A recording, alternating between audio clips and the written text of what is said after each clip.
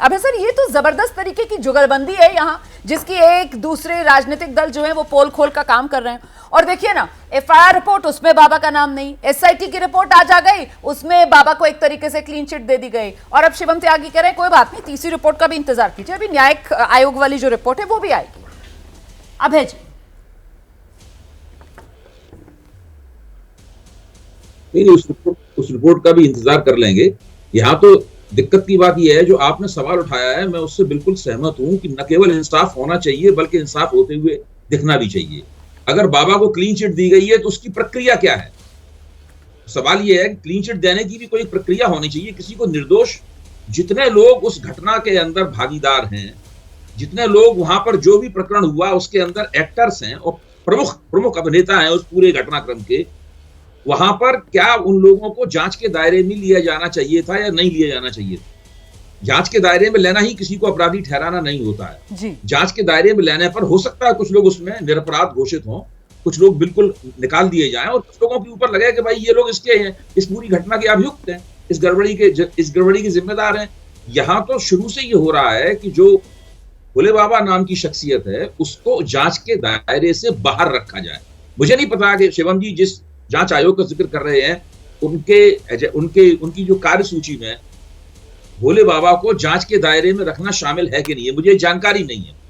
हो सकता हो, लेकिन अगर वहां भी वो बाहर हैं, या सवाल ये है कि वो जो जांच आयोग है भोले बाबा से कोई पूछताछ करेगा या नहीं करेगा तो उसकी प्रश्नावली क्या होगी, ये सवाल सब बहुत महत्वपूर्ण है। इससे तय होगा कि जांच की प्रक्रिया क्या है और जांच की प्रक्रिया में इंसाफ देना उसकी नियत में शामिल है या नहीं। ये तो पहली बात मैं कहूंगा। दूसरी एक छोटी सी बात और कहूंगा कि ये प्रकरण जो हुआ है, हरियाणा में एक रामपाल वाला प्रकरण हुआ था, इसके बाद ऐसे कई प्रकरण इस देश में हो चुके हैं।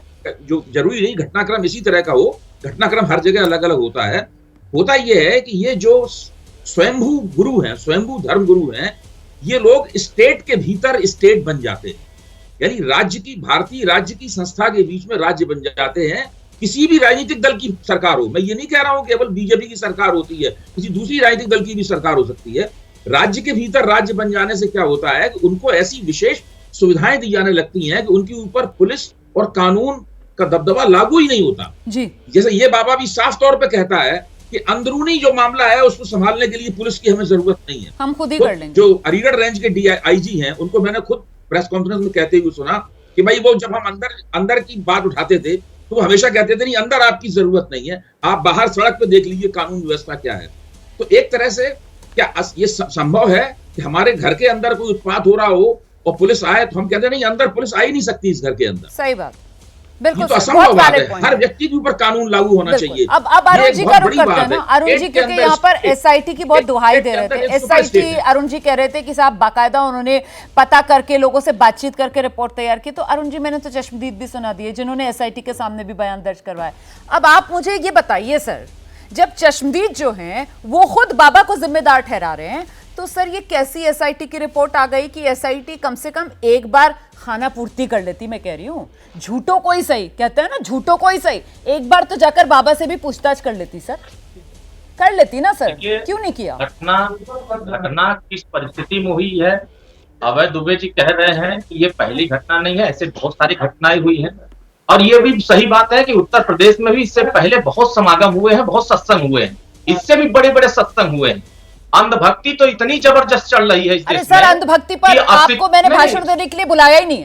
मैंने ये जो भगदड़ मची और ये जो 121 लोगों की जान चली गई उन्हें इंसाफ मिले, इस मकसद से मैंने आपको बुलाया है। आप मुझे ये बताइए कि एक बार भी बाबा से पूछताछ क्यों नहीं की गई, सवाल जवाब क्यों नहीं किया गया? अरे कम से कम जांच के दायरे में तो ले आते भाई, बाद में आप दे देते क्लीन चिट, सवाल तो पूछ लेते कम से कम। जांच एजेंसियां जो जांच कर रही हो तो दायरे में आएंगे ही, अगर दायरे में आएंगे पूछताछ होगी ना। कहाँ आए दायरे में? सबके लिए कहाँ आए दायरे में? एसआईटी की तो रिपोर्ट आ गई, एसआईटी ने तो रिपोर्ट जमा कर दी, जबकि जब जांच हो रही है चश्मदीद ये कह रहे हैं कि मन से बाबा की तरफ से उकसाया गया। बाबा ने कहा कि मेरी चरण रज आप लेंगे तो आपके जीवन के सारे कष्ट दूर हो जाएंगे। अब बाबा ये कह रहे हैं, उसी सत्संग के अंदर भगदड़ मच जाती है। बाबा के चरण रज लेने के लिए लोग एक दूसरे के ऊपर गिरते चले जाते हैं, 121 लोग मर जाते हैं, एसआईटी का गठन होता है, चश्मदीद आकर एसआईटी को बताते हैं ये हुआ, और एसआईटी क्या करती है? लीजिए पूरी रिपोर्ट तैयार तो की और सौंप दी, और बाबा को एक बार भी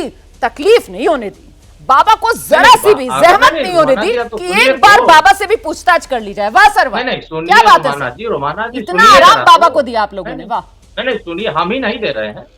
बाबा गिरफ्त में आएंगे, जांच होगी तो गिरफ्त में आएंगे ही। अगर उत्तर प्रदेश में ये एक घटना नहीं है, इससे बहुत छोटे छोटे बड़े बड़े घटनाएं अन्य राज्यों में भी हुए हैं। उत्तर प्रदेश में इस घटना पर आप इसलिए चिंतित हैं कि जिन लोगों ने घटना में बाबा का नाम लेने की बात कर रहे हैं, बाबा ने अपने बयान में खुद कहा है कि जिन लोगों ने इस तरह से घटना में लापरवाही बरता है, ऐसे लोगों पर शासन कार्रवाई करे। जब प्रशासन के ऊपर सरकार ने कार्रवाई किया तो इसमें चिंता किस बात की है? और भी लोगों पर कार्रवाई होगी। अगर छोटे अधिकारी भी इस गिरफ्त में आए हैं कि प्राथमिकता तो पहले तो फर्स्ट प्रायोरिटी उनकी होगी जिन्होंने परमिशन दिया, तो परमिशन देने वालों पर कार्रवाई हुई है। और भी जो अधिकारी उसमें इन्वॉल्व थे, पिछली बार भी जब बाबा को लेकर हम चर्चा कर रहे थे तो स्टेप बाय स्टेप वाली बात सामने निकल कर आई थी। हालांकि वो एफआईआर तो वहीं रुक गई, उसमें तो स्टेप बाय स्टेप में बाबा का नाम ऐड ऑन नहीं हुआ है। हाँ, यहां आप ये कह रहे हैं कि एसआईटी रिपोर्ट आ गई है। अभी जो अधिकारी, छोटे अधिकारी, क्योंकि मैंने छोटी मछली शब्द का इस्तेमाल किया, तो आप कह रहे हैं नहीं, आप बेफिक्र रहिए, अभी आगे और जो जो दोषी होगा उस पर एक्शन लिया जाएगा। जैसे ही घड़ी का काटा दोपहर 2:30 पे आए, बबीता जी का दिल सास बहू साजिश के लिए मचल जाए। और ये है इनकी बहू, पूरे दिन ऑफिस की टेंशन हो जाए गॉन जब ये करें अपना फेवरेट शो फ्री टाइम पे ऑन। इनकी तरह आप भी देखें अपना फेवरेट शो अपने टाइम पर और डाउनलोड कीजिए एबीपी लाइव ऐप अपने स्मार्ट टीवी पर।